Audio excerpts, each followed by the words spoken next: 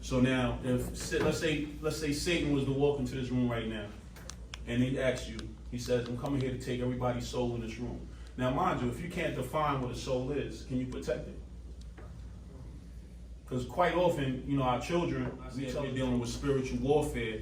Is it fair to say that in every war that there is a booty, right? Some type of a victor that after the end of the war, right? Soul of man. But if someone's to come into this room right now and say they're coming to take your soul, and if you can't define what it is, can you protect it? If you don't know what it is, you might take it. Especially kids. Right, especially children, right? So, I'm gonna ask anybody here want to volunteer, jump out the window? Or just say, all right, listen, Brother Carter, we ain't got no time for games. Let's just get right to it. Let's get right to it. Let's get right to it. We got, what, 45 minutes? Right. We already started on the way to, right? So, We got 45 minutes. Emotions and your will. Simple, right? It's simple but complicated in a way.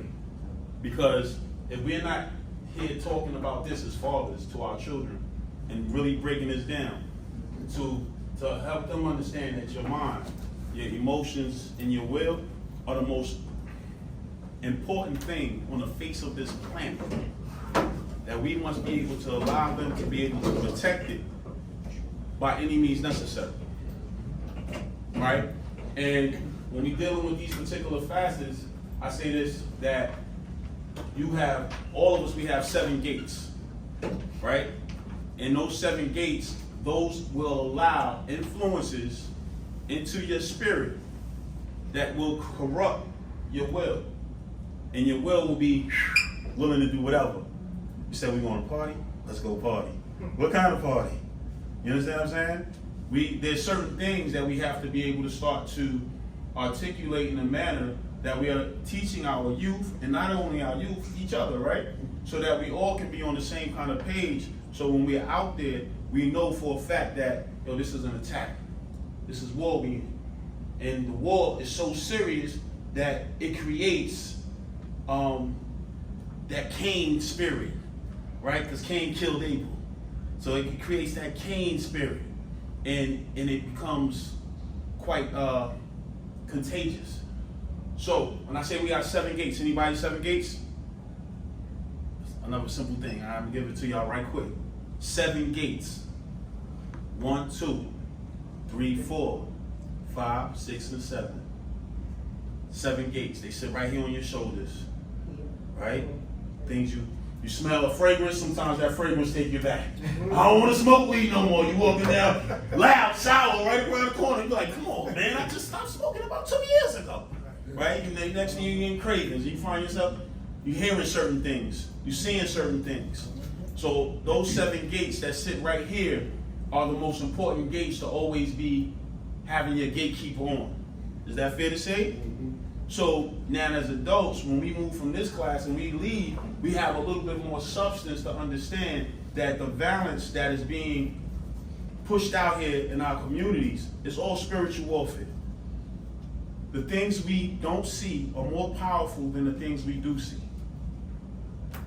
people are afraid to see, to talk about the things that they don't see. And what's one of the reasons for that, right? Because Fear.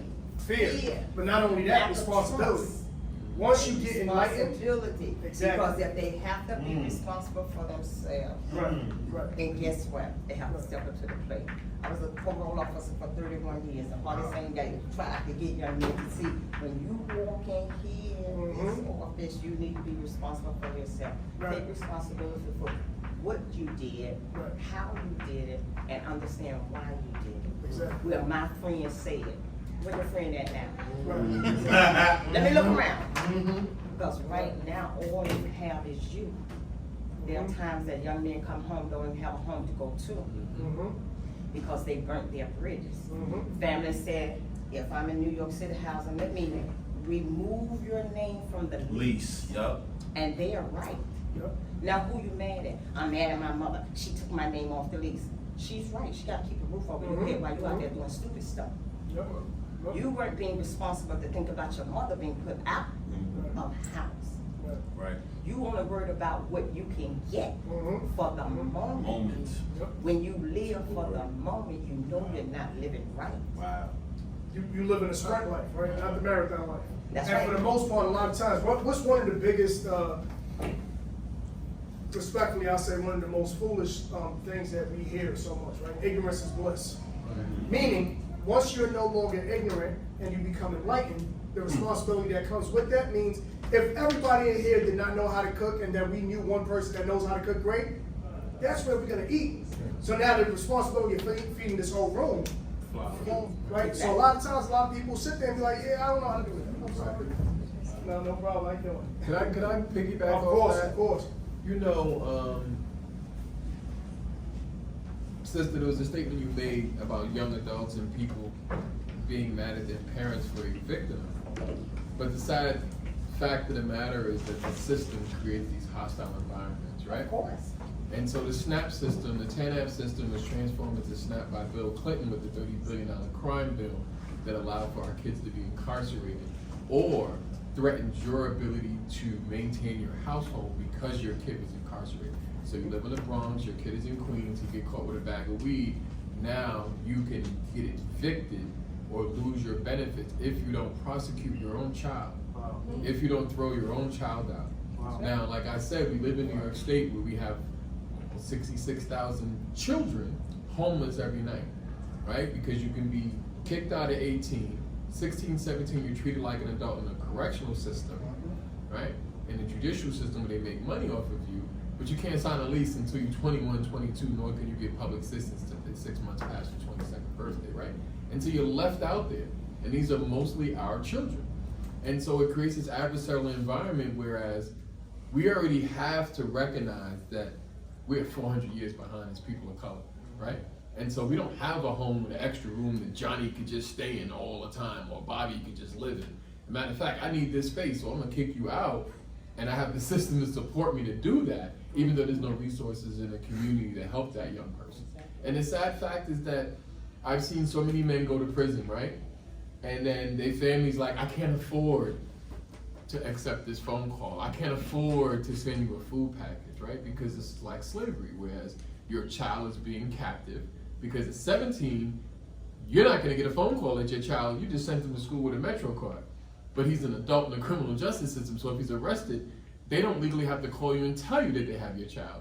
Number two, you can't even talk to the lawyer because legally, he's not obligated to tell you any information and can't until he gets the permission from the adult who is this child in the criminal justice system. This is amazing to me. We talk about rights, right? So right across the street, the things that happen across the street could be dubbed as what? Child endangerment, welfare, abuse, right? All these other issues that can happen as a 16-year-old, but you could beat the crap out of him across the street in a facility where he's an adult. Right. Where you're paying $200,000 per kid on rights at the facility that holds 300,000 people. 30,000 any given day, that's the maximum amount, but we've got it down to like 4,000 or 5,000 people. Another part piece of So that is the system, sorry sister, the system itself impacts our families, and then our families in some sense has a way of saying, I can't support you, when it's natural to be at home. You're a child at that age. Your brain is not even doing. You're somebody's baby. You should be taken care of, not looked at as a hindrance. And so I sort of disagree with that notion that if you're acting up, your parent has a right to throw you out. I think the system forces that system. It forces that. But the other piece to that is too, nobody wants to be honest and approach the politicians and say, let's look at the real charters that are on the books when it comes to age. What age does New York State and New York City recognize as delinquent? Because if you go back and look at the charters from the 1800s, and that's how far back they date, they have the age of 7 as delinquent age. Well, the age of 9 is reasoning in America. Exactly. Right. But in this day and age that we live in, can a child at the age of 9 understand? Oh no, we got 2-year-olds on Exactly. immigration court. Exactly. Sitting there on campus. So you have to look at all It's of that. ridiculous. But who's going to challenge the politicians to go back and pull those charters up from the 1800s? Hence the duty of the No, press. it's definitely interesting that you say that. What do we recognize America to be? A corporation or a country? Corporation, right? So if it's a corporation, we gotta understand that this is business and it's not personal. Right? And then no matter how much we could look at it and say, yo, this is personal. I don't know what you talking about, bro. Nah. For them, it's business. Ain't nothing personal. I found that out looking at 35 to life. Representing myself pro se litigant, where I was firing the lawyers because I found out who they are, right? Because then they said they had this thing on my paperwork. It said the people of the state of New York, and I'm like, the people of the state of New York. Well, who exactly is these people? Then I went and started doing my research, and I found out the people of the state of New York is just an artificial corporation that is constructed of the judge, the lawyer, and the district attorney. So all these 3 people are in cahoots to make sure that there is a system that is geared to continue to stay and be functioning. So in front of the court, we have this statute. It's blindfolded what? Lady, right? Blindfolded lady. But the scale is what? Tilted, right? So, but that is the sign, the signia for justice. So now we go into the courtroom. It's usually this white guy, black robe, and over his head it says, God we trust. God we trust. Right? Now, a lot of times, I've seen a lot of youth, right? They outside, they get into it. They use the terminology, I'm getting to the bag. So on the back of that dollar, what does that say? In God we trust. Now, do y'all think it has any kind of correlation where they have this blindfolded woman with an imbalanced scale, right? In this courtroom that says in God we trust, with the male figure, predominantly men that's in the courtroom, right? So the imbalanced scale is a representation of the left side and the right side brain. The right side is normally anybody? Emotional side. The left side is predominantly logical, right? So when you look at that imbalanced scale, if we can take this father out the household, right? And now we got this single mom, and she's raising this young man. She's going to do everything in her power that she can do. Now, predominantly with women, right? Y'all want to keep them laced. So they'll make sure, keep them laced. I get them Jordans. I'm going to make sure you got that Ralph Lauren, that Averex jacket. I'm just saying, the women I knew, right? This is what it goes. And y'all brothers, can y'all attest to this? Right? Make sure all of them, the materialistic things are met. And a lot of times the materialism, it brings forth a different kind of spirit upon a young boy, right? And that spirit will literally land him in front of this male figure who's now titled In God We Trust. Because he was looking to chase that same money. That same money that says In God We Trust, he was running around here in the streets and he was doing whatever he had to do to obtain that dollar, to obtain the money, right? So now the accountability and the consequences to doing so, now you're placed in this system that's ongoing. And then guess what? After you go through that process, they send you upstate and you wear all state what? What's the color? Green. State greens, right? Yeah, mainly greens. Now they put you in state greens and then they put you in a rectangular bad, right? So now you another, to me I say, you know, it's like a dead president, right? It's just you just out of circulation. But all they gonna do is, how much you say they pay to keep them? 200K. Yeah, so long as we keep that kind of situation going, it just changes the perception of looking at things from a different way. Carter, I have a question. What are your thoughts on the responsibility of the father to make sure he stays in his kid's life? You have to be patient and you have to be tolerant. You have to have tolerance, right? Patience and tolerance, it goes hand in hand. It's like PT. So when you're dealing with patience and tolerance, patience being that you have to be patient going through the decision that you made first and foremost, right? Because you created a child. Now, did you create a child immaturely, which means, or not immaturely, prematurely, right? With a woman who you probably didn't even get to know. You ain't even know the lady for a year, and next thing you know, she's pregnant. Now you're dealing with, what are you dealing with? A whole bunch of emotions, right? Now, she got you so emotional that you ain't thinking right. You already move in a way where your mind isn't functioning in the totality that's supposed to be functioning. And now guess what? After all of that's hit, I'm willing to bounce. I'm willing to leave. So whose soul is really being there for the grab? See, these are some of the things like we have to be able to identify as men. Like at times when I find my wife, I've been married for going on 10 years now, and it's been a long road. And I know there's probably some people in here that have got a little bit more, longevity. Shout out to y'all. I'm still taking notes.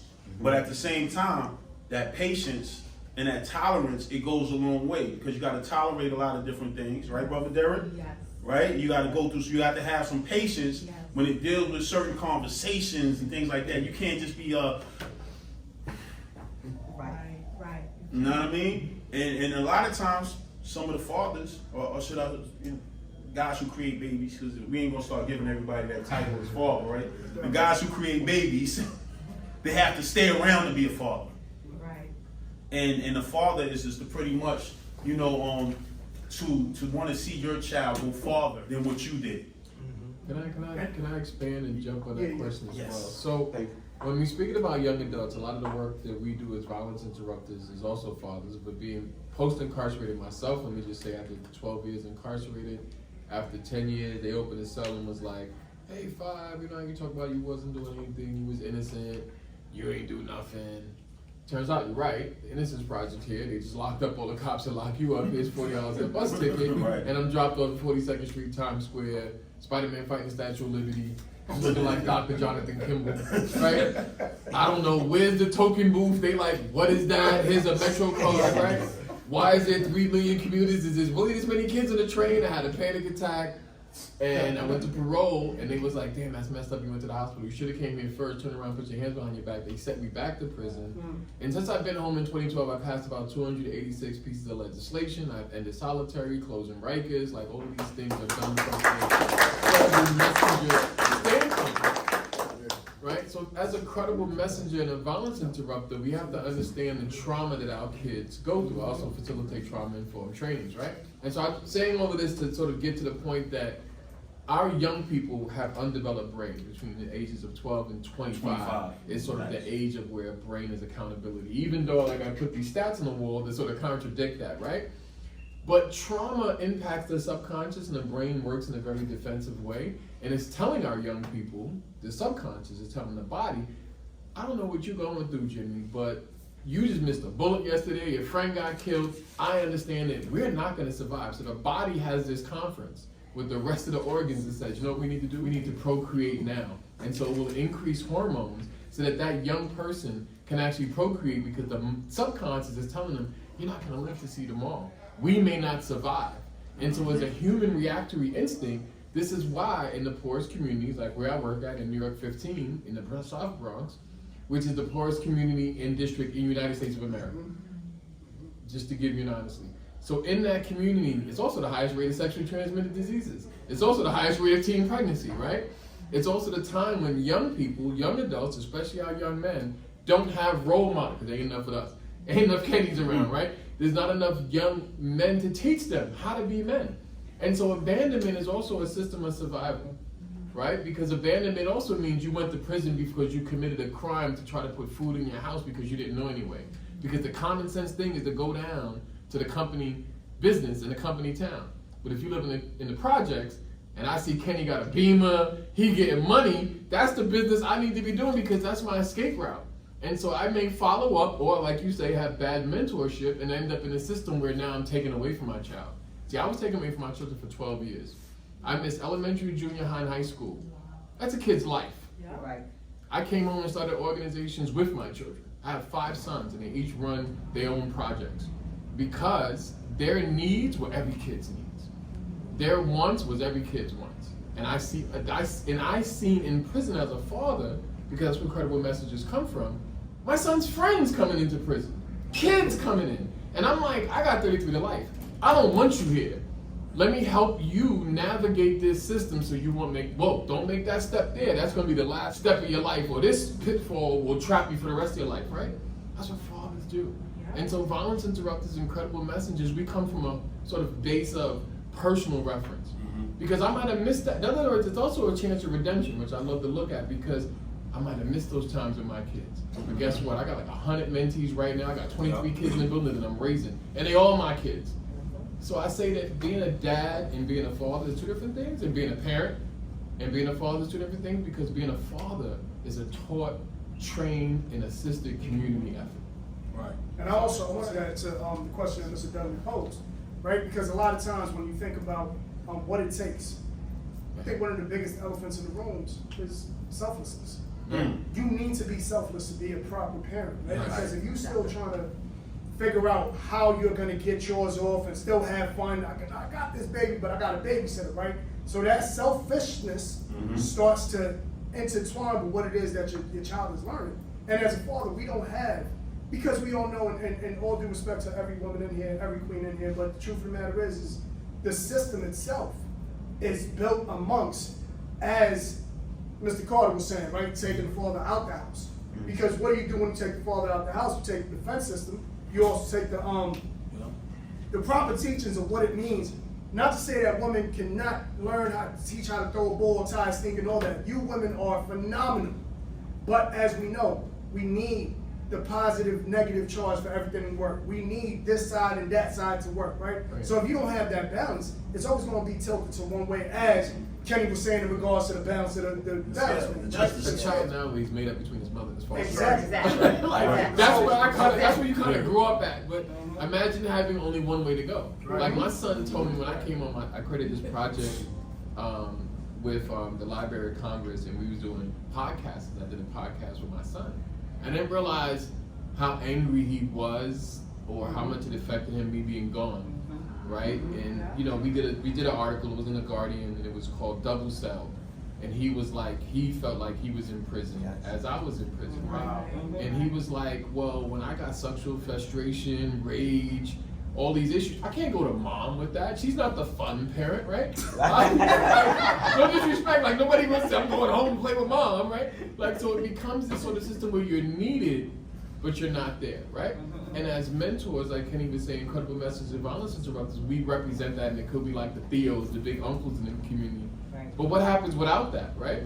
We have a system that takes advantage of that and victimizes that. I also have a daughter, right? I had a one-night stand before I went to prison. I was very successful doing real estate. And I was charged, to be honest, $532 a week of child support while I was in prison for 12 years. So I came home, doesn't make sense, right? I came home to $280,000 in child support debt. And so it's not about being missing or willingly. There's a whole system that'll help you be missing and keep you away. Right. And then as a single parent coming home, I got custody of my kids. Luckily, my sons was like, we all got together, we all lived together, we waiting for you to come home. Luckily, I was able to have that. But how many parents got to go through the family court system, got to try to get custody? You can't adopt if you're a felon, right? And so these sort of issues impact men continuously. And being post-incarcerated and previously incarcerated is already a damning, because there's already thousands of laws that prevent you as a post-incarcerated person already from being successful. And now you gotta be a father and an uncle and a cousin and a grandfather. So I think that we don't have too many supportive services, and it takes networks like this and events like this for us to come together. How can we best as a village create this to wrap around our children? Because the more responsible adults we surround our kids with, the more options they have. Right. And I just wanted real quickly, right? We have about 5 more minutes. Yeah, you got it. I just wanted to know if you could share how faith has impacted fatherhood. Well, so over the years, I've empowered a lot of men, right? And let's say in 2011, from boys to men, right? So I've done dealt with dudes when they were 16, 17 years old, now they're in their 20s. They got children. They're not incarcerated. They've done graduated out of college. They got good jobs. And it's just pretty much showing individuals a route to go without deviating, consistency. So every time that social media is a beautiful tool sometimes, right? It can be used to be negative and it can be used to be positive.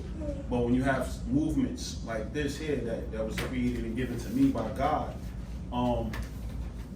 it was able to just be magnified the more. So when people see you, every time you see me, I'm moving. I'm showing you, this is what we're doing. We gotta get up and we gotta get out, we gotta do something. Because if you're not doing nothing, you're part of the problem. You got a job? Fine. What are your days off? When do you want to come out? We're gonna go give out some meals to some of the people that's homeless, right? And we're gonna show these young boys that's with us how we move it. Oh, they cold, it's winter time? All right, so let's get some coats. We're gonna go out here and give them some coats. We need some hands. This is all about 80% of the work that we do is about showing up. So I know y'all about to close out. Yeah. You're the expert panel. How do we reduce youth violence and crime in the community? Each one. So I'm gonna say, change the mentality. That's the first thing, right? As we know, if you're a fan of boxing or whatever it is, head go first, body go with it. The brain, change the mentality. As a matter of fact, I'm gonna ask y'all real quick. I'm gonna be real quick. I'm gonna ask y'all on the count of 3 to say the word silk 5 times. And I'm gonna show y'all what change the mentality looks like. All right, so the count of 3 all together, we're gonna say the word silk. 1, 2, 3. Silk, silk, silk, silk, silk, silk. What's the cows drink? Milk. Cows drink water. You're right. Give milk. Word You're association. right. Changing the mentality. When you are constantly around negativity, when you are constantly around positivity, you become that of what you are surrounded by. So I'm gonna keep it brief because of the time, but change the mentality and everything else. And there are, Kenny has faith. 5 has an organization. We have Real Dads. Now, this is the time now to sit there and say, look, I may not know about this, but damn, I heard about that. Maybe I'll try this, right? So I'll just pass it on to my counterparts and let them answer. Yep. Right, so, and I already gave mine, man. He said mine, but I'm gonna say the emotions and the will is imperative. That the mind, the emotions, and the will of our children, of our people, is imperative to be able to identify, to be the soul of man. And when I say man, I'm not talking about a gender. Man is a species. So we gonna understand that the species of man is at hand, where we have so many outside influences, such as the media, which means it's a medium. Anybody know what the medium is? The person that they be like, yo, they want to read your palm and all of that. So we got the media is sort of in that same position because now it's in between. It's the go-to.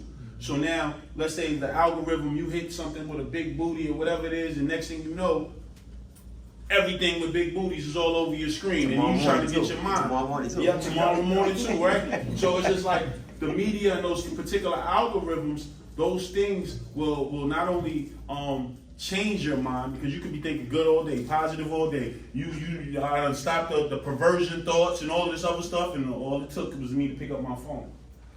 And now I'm back on that same time. And again, that's my 7 what? My 7 gates. You are the gatekeeper. Always keep that in mind. Teach your children this. They are the gatekeepers. Mom, what's your 7 gates? 1, 2, 3, 4, 5, 6, 7. Watch what you say, because the words you say, what you put in your mouth, all of that, it's real. So power in the word. All right, so that's my contribution in regards to, let's say, part of the reduction of the violence is identifying the soul which is your mind, your emotions, and your will, and keeping that up front so they won't be running around here recklessly. Like what you put in your mind, how do you feed it? Right? What are you feeding? Because you feed your belly how many times a day? They say normally it's 3, right? But we ain't talking about the intermission snacks. but how often do we feed our spirit? Go ahead, 5. One, I think one issues that cause violence, recognizing and identifying that as men, right? One, you know, I'm sure you fall into a lot of our parents who had men in our lives was like, what are you working at this summer, right? How are you gonna be able to do for yourself? So employment, self-confidence, having a community of mentors, having your elders involved, because the things that you've been through, you have no idea how the young people need to understand that, right? Because we had that, we kind of take advantage of that, right? We kind of take that for granted. The other part is not only recognizing society, but recognizing the historical context of the person that you're talking to. You're talking to a young black male, well that means he's been 200, 300 years removed from educational systems. He definitely doesn't have any generational wealth, right? His family's directly impacted, and the fact that the color of his skin will disenfranchise him, he needs to be prepared for that. Because if not, you'll just be angry, you'll react, and that's when violence happens, right? And so violence is always the equation of the person who is oppressed. Just like riot, Martin Luther King said, is sort of the voice of the people who are oppressed, right? These actions that happen are survival. Can't even tell you. The work that we do with young people, these are survival tactics. Oh, there was 6 of them. Yeah, it took all of them to get a meal, right? It took all of them to hang together to find out resources for where they're going. I got kids. I had a kid the other day going into my supportive housing unit, and I'm like, all right, let's go get your shit. I had to go to 6 different locations to pick up his stuff. One was his girl's house, one was his aunt's house. His mother had his shit already out the window outside because she wanted to be dramatic, right? And the sad, I mean, I'm not telling kids, go pack your shit, I got you, right? And so some of our business models, because it's Credible Messengers, a lot of us own business, because it's easier for me to hire the kid rather than trying to find them employment or begging. Most of my kids ain't good beggars. I can't bring them to fundraisers. They might be at your house tomorrow to take that shit, to be honest, right? And so we have to provide for them, and then also creating those opportunities and programs that work. Like if you were selling crack and drugs, I can easily help you start your own business because you understand marketing, promotion, packaging, you also understand customer service, right? And these kids have interchangeable skills, but they need you. They need you. They need you. Because the things that you've been through as a man, they haven't even experienced yet.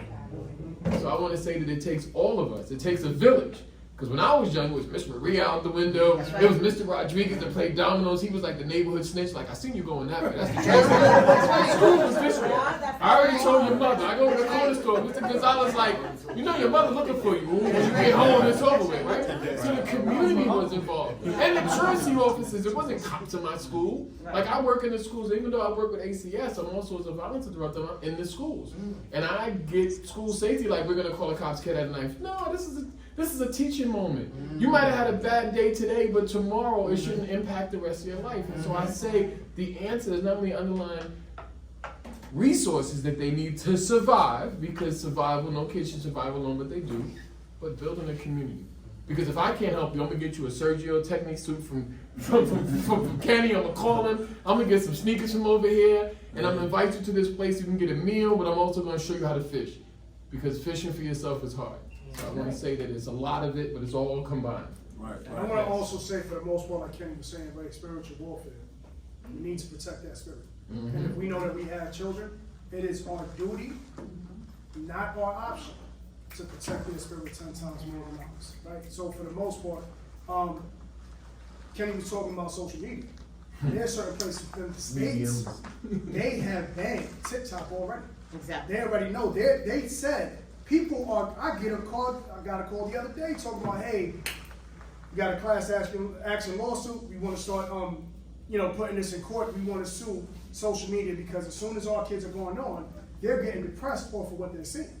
So at the end of the day, that's spiritual warfare. And as Bob was saying, if there's a business behind it, why not? We are the product, right? So we all know, truth of the matter is, if there's a sickness out there, getting the cure is not the answer. Trying to find a cure is going to make them more money. So right now, they just I don't wanna get too crazy, threw something out there, threw some masks on us, and was like, hey, get the vaccine. Now, the vaccine's not really working no more. We just figured out that there's something else going on. So, as we know, medication, when we start to depend on anything, makes us weaker. And once we get weaker, we are no longer independent of ourselves. So as grown-ups, right, we can understand spiritual warfare, especially coming from certain walks of life, right? We can understand certain things. There was dark times. You look back at it and you're like, that was dark. There was a spiritual warfare going on. How do we explain that to kids nowadays, right? Now, we can see the spiritual warfare that's going on around them because we've been through it and we see it. We see it within the social media. But how do we express that spiritual warfare to children? Because it doesn't come out in dark and gray skies. It comes out verbally like, yo, you want to come work for me? Spiritual warfare right there.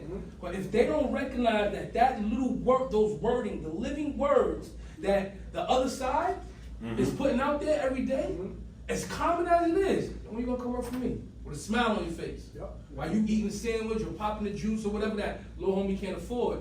Spiritual warfare, but they don't see that. How do we get that to the children that's a part, because that's the main part. The end game is the spiritual warfare. Right. That's the end game. That's the part that we need them to see. All these little things that you're gonna go through is gonna add up to that, and you're gonna look back and you say, damn, none of that was me.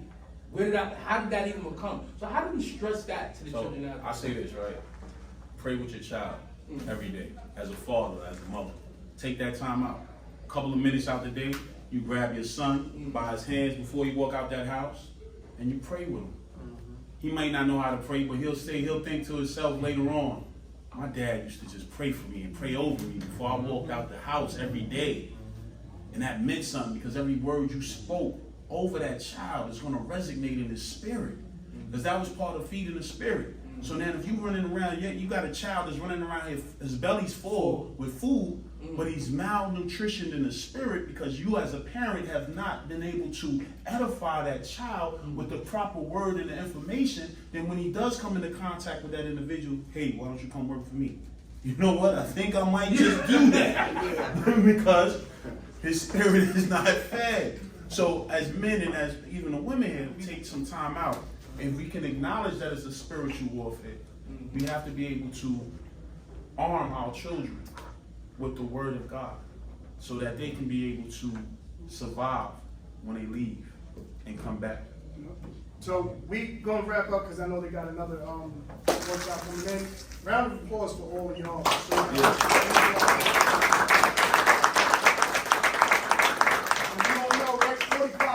Enough to talk about probably 45 days. We probably Everybody do one of these already? There you go. Well, this was my commitment. Now I'm back in the street. I gotta go make sure this night is good.